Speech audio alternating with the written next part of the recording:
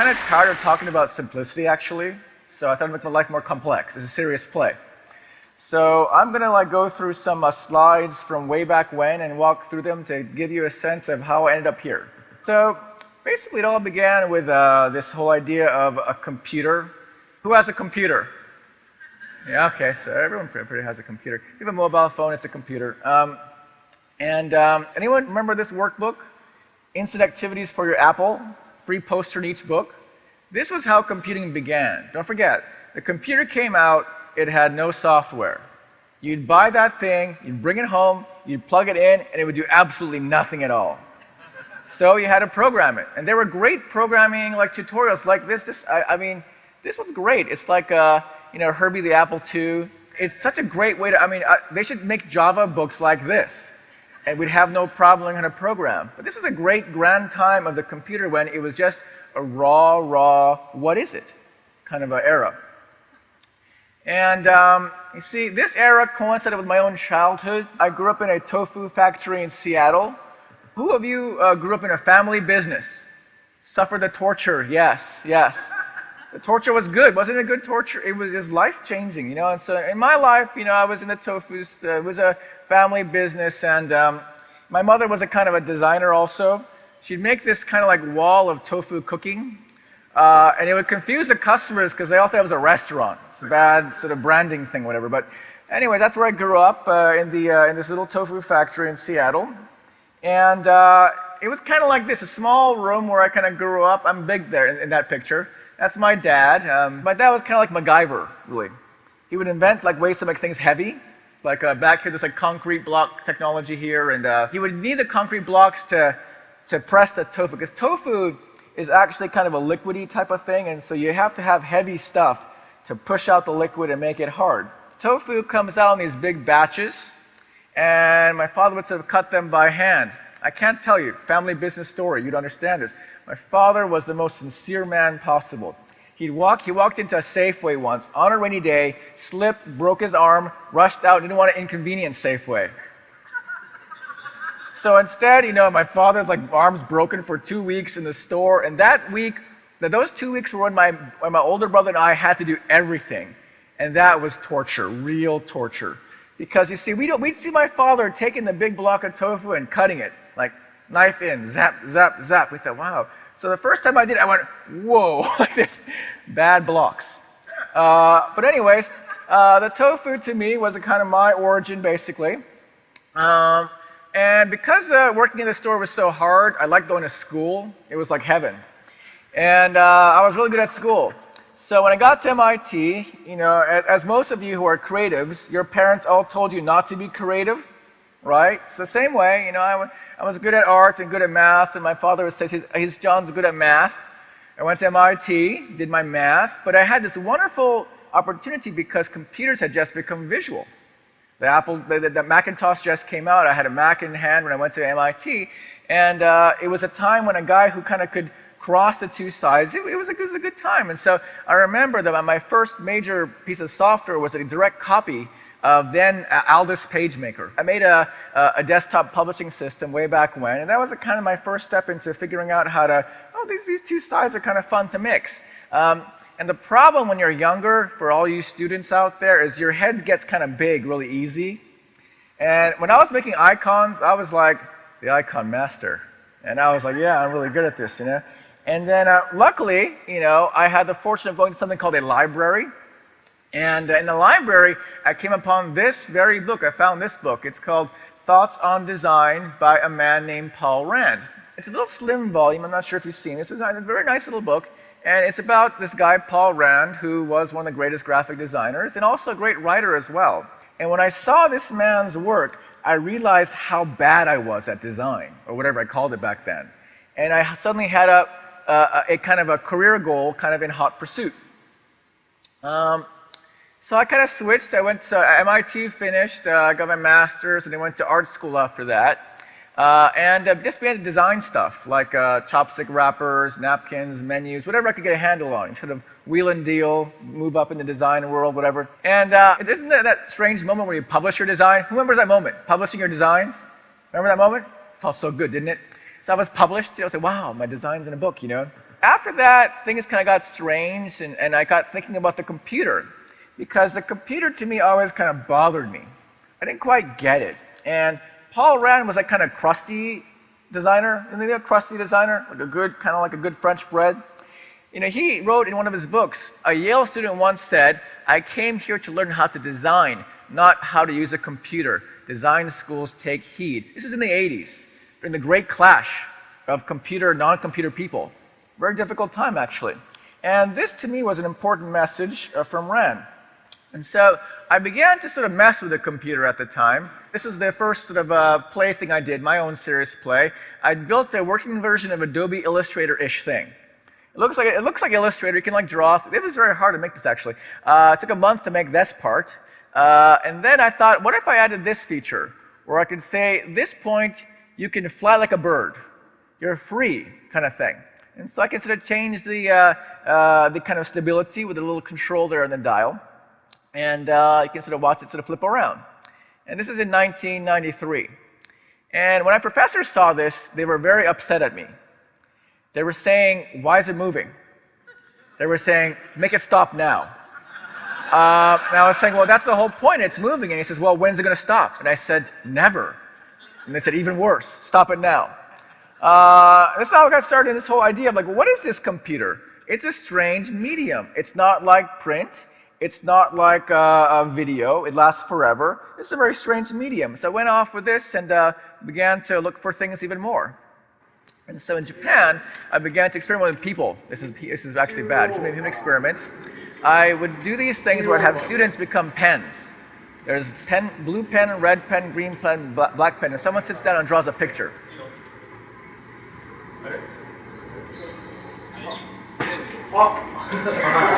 They're laughing because he said draw from the middle right to the middle, and he kind of messed up. See, humans don't know how to take orders. The computer is so good at it. This guy figured out how to get the computer to draw with two pens at once. You pen do this, and you pen do this. And so began to have multiple pens on the page. Again, hard to do with our hands. And then someone discovered this aha moment where you could use coordinate systems. We thought, this is when it's going to happen. In the end, he drew a house.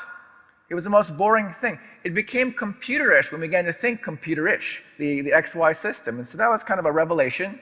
And after this, I wanted to build a computer out of people called the human-powered computer. And so this happened in 1993. It's a sound down, please. It's a computer where the people are the parts. I have behind this wall a disk drive, a CPU, a graphics card, a memory system. They're picking up a giant floppy disk made out of cardboard. It's put inside the computer, and the actual program's on that cardboard disk. So she wears a disk and reads the data off the sectors of the disk, and the computer starts up. It sort of boots up, really, and it's sort of a working computer. And when I built this computer, I had a moment of the epiphany, where I realized that the computer is just so fast. This computer appears to be fast. She's working pretty hard, and people are running around, and we think, wow, this is happening at a fast rate. And this computer is programmed to do only one thing, which is if you move your mouse, the mouse changes on the screen. On the computer, when you move your mouse, that arrow moves around. On this computer, if you move the mouse, it takes half an hour for the mouse cursor to change. To give you a sense of the speed, the scale, the computer is just so amazingly fast, okay? And so after this, I began to do experiments with different companies. This is something I did for Sony in 1996. It was 3 Sony-ish devices that responded to sound. So if you talk into the mic, you'll hear some music in your headphones. If you talk on the phone, video would happen. So I began to experiment with industry in different ways with this kind of mixture of skills. I did this ad. I don't believe in this kind of alcohol, but I do drink sometimes. And Chanel. So I'm going to do different projects. And also one thing I realized is that I like to make things. We like to make things. It's fun to make things. And so I never developed the ability to have a staff. I have no staff. It's all kind of made by hand, these sort of broken hands. And these hands were influenced by this man, Mr. Inami Naomi. This guy was my kind of mentor. He was the first digital media producer in Tokyo. He's the guy that kind of discovered me and kind of got me going in digital media. And he was such an inspirational guy. I remember we'd be in his studio at 2 a.m. And then he'd show up from some client meeting. He'd come in and say, If I'm here, everything is okay. And you feel so much better, you know? And I'll never forget how, he had a sudden situation with he had an aneurysm. He went into a coma. And so for 3 years he was out and he could only blink. And so I realized at this moment, I thought, wow, how fragile is this thing we're wearing, this body and mind we're wearing? And so I thought, how do you go for it more? How do you take that time you have left and go after it? So Inami was pivotal in that. And so I began to think more carefully about the computer. This is a moment where I was thinking about, so you have a computer program. It responds to motion, X and Y. And I realized that each computer program is all these images inside the program. So if you can see here, that program you're seeing in the corner, if you spread it out, it's all these things all at once. It's real simultaneity. It's nothing we're used to working with. We're so used to working in one vector. This is all at the same time. The computer lives in so many dimensions. And also at the same time, I was frustrated because I would go to all these art and design schools everywhere, and there were these like the computer lab. And this is like in the late 1990s, and this is in Basel, a great graphic design school. And here's this like dirty, kind of shoddy, kind of dark computer room, and begin to wonder, is this the goal? Is this what we want? And also, I began to be fascinated by machines, like copy machines. And so this is actually in Basel. I noticed how we spend so much time on making it interactive. This is like a touch screen. And I noticed how you only touch 5 places. And so why are we wasting so much interactivity everywhere became a question. And also, the sound. I discovered I can make my ThinkPad pretend it's a telephone. You get it? No. Okay, next. And also, I discovered in Logan Airport, this was like a calling out to me. Do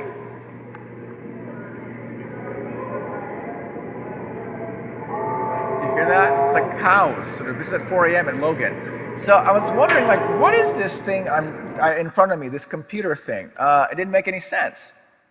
So I began to make things again. This is another series of objects made out of old computers from my basement. I took my old Macintoshes and made different objects out of them for Tokyo. I began to be very disinterested in computers themselves. So I began to make paintings out of Palm Pilots. I made this series of works. They're paintings I made and put a Palm Pilot in the middle as a kind of display. That sort of thinking, I'm abstract art.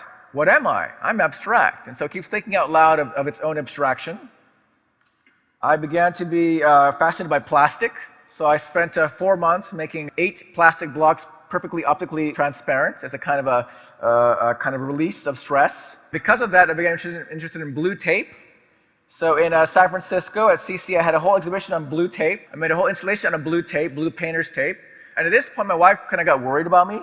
So I stopped doing blue tape and began to think, well, what else is there in life? And so computers, as you know, these big computers, there are now tiny computers. They're little computers, so the one-chip computers. So I began to program one-chip computers and make objects out of PC boards, LEDs. Began to make LED sculptures that would live inside little boxes out of MDF.